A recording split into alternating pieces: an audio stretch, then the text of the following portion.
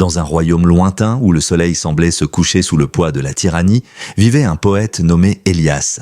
Il n'était ni soldat, ni prince, ni riche marchand, mais il possédait une arme bien plus redoutable que l'acier, les mots. Depuis son enfance, il composait des vers qui touchaient les cœurs et réveillaient les âmes. Son talent était connu dans tout le royaume, et ses poèmes se murmuraient dans les rues, dans les tavernes, dans les champs où les paysans travaillaient sous le regard oppressant des soldats du roi. Le roi Malagar régnait d'une main de fer. Son armée étouffait toute rébellion, ses espions se glissaient de parmi le peuple, et toute parole contre lui était punie par l'exil, voire pire. Pourtant, les poèmes d'Élias traversaient tous les murs et les interdictions. Il n'appelait pas à la guerre, non, il chantait la liberté, la justice et l'espoir d'un monde meilleur. Et c'était suffisant pour faire trembler le trône. Un jour, un des espions du roi surprit une bande de jeunes chantant un poème d'Élias près du marché. Il n'y avait rien d'agressif dans leur voix, mais leurs yeux brillaient d'une lumière que le roi craignait plus que tout, l'espoir. L'espion rapporta cela à Malagar qui, furieux, ordonna l'arrestation immédiate du poète. Les gardes arrivèrent chez Élias au crépuscule.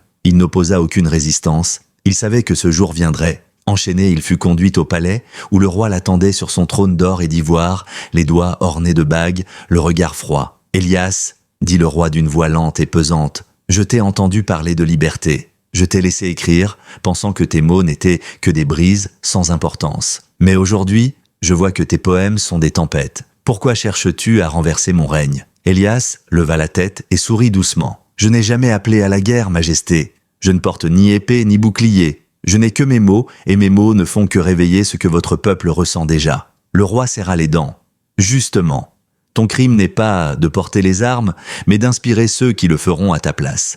Un guerrier que je peux tuer. Mais une idée, Élias survit. Sauf si je l'étouffe à sa source. » Il fit un signe aux gardes. « Demain, au lever du jour, tu seras exécuté sur la place publique. Ainsi, ton silence calmera les murmures de révolte. » Les gardes traînèrent Élias dans les cachots. Là, dans l'ombre, il s'assit et réfléchit. Il savait qu'il ne sortirait pas vivant. Mais il savait aussi que la mort d'un poète ne signifiait pas la fin de ses poèmes. Le lendemain, l'aube baignait la ville d'une lumière pâle.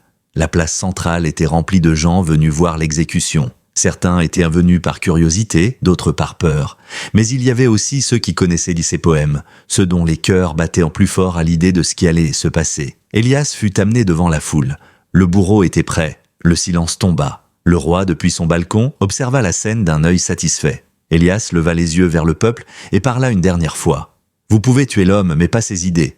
Un poème, une chanson, une parole peuvent être murmurés, écrits, transmis. Aujourd'hui je meurs, mais demain d'autres reprendront mes vers et ils résonneront plus fort encore. » Un murmure parcourut la foule.